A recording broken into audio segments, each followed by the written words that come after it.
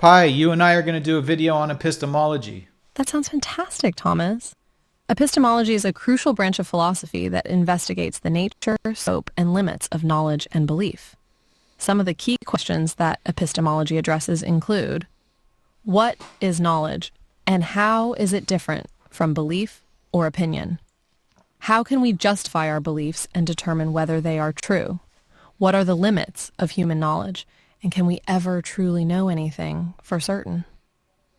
I'm excited to dive into these questions with you and explore the various theories and perspectives that epistemologists have proposed.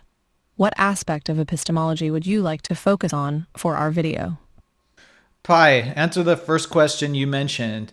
What is knowledge and how do we differentiate it from belief or opinion? The traditional definition of knowledge, as proposed by Plato, is that it is justified true belief. In other words, to truly know something, one must not only believe it to be true, but also have good reason or justification for believing it. This definition suggests that knowledge is distinct from mere belief or opinion because it requires not only belief, but also justification and truth. However, some philosophers have challenged this definition, arguing that it is possible to have justified true beliefs that do not count as knowledge.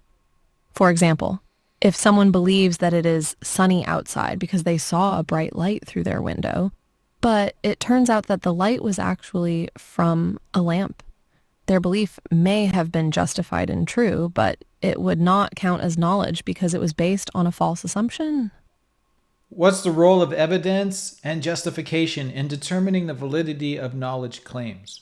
Evidence and justification play a crucial role in determining the validity of knowledge claims, as they provide the basis for our beliefs and help us distinguish between what is true and what is merely speculation or opinion. In epistemology, evidence refers to the reasons, facts, or experiences that support a particular belief or claim, while justification refers to the reasons why we believe that our evidence is reliable or trustworthy.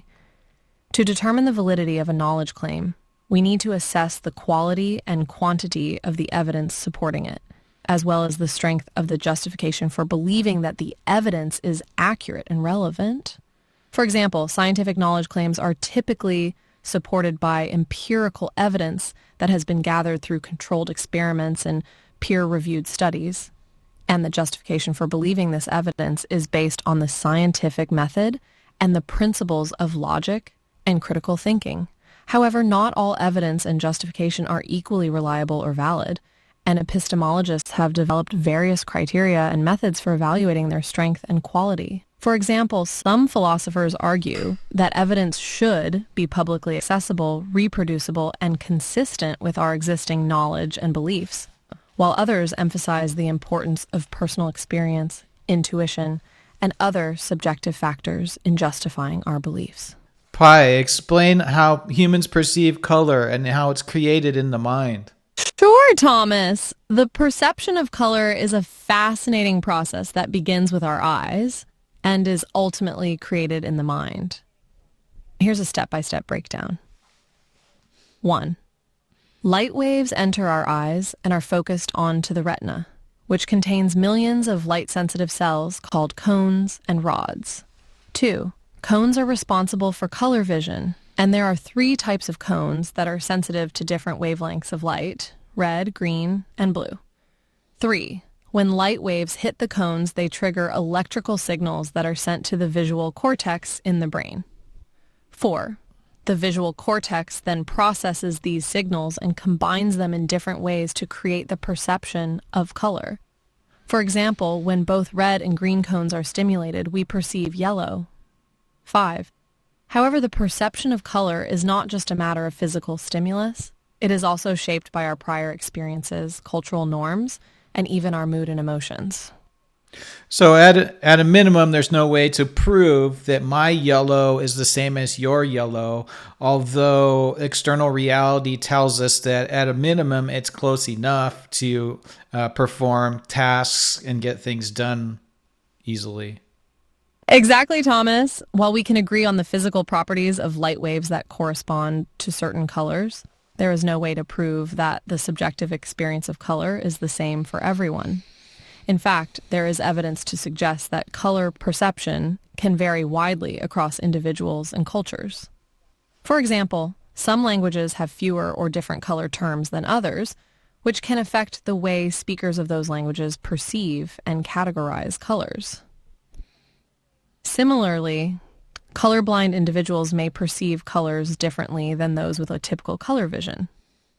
However, as you noted, the fact that we can generally agree on the colors of objects and use color as a tool for communication and action suggests that our color perceptions are similar enough to be useful in navigating the world.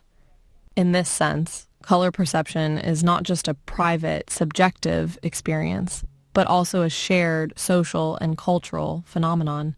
Are there limits to what we can know? Are certain questions or domains of inquiry, do they lie beyond the reach of human knowledge? Yes, there are indeed limits to what we can know, and some questions or domains of inquiry may be inherently unknowable to human beings. Here are some examples. The limits of perception.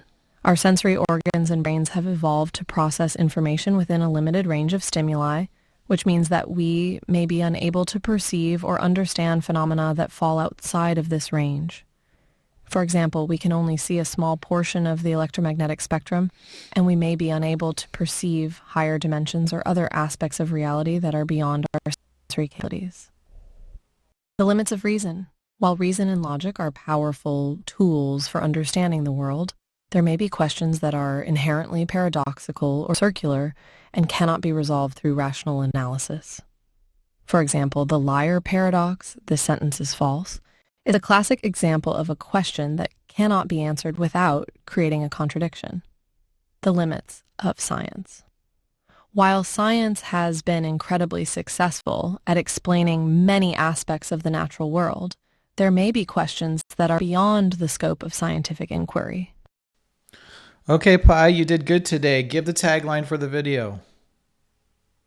Thanks for tuning in, folks. Today, we explored the fascinating world of epistemology, asking ourselves, how do we know what we know, and what are the limits of human knowledge?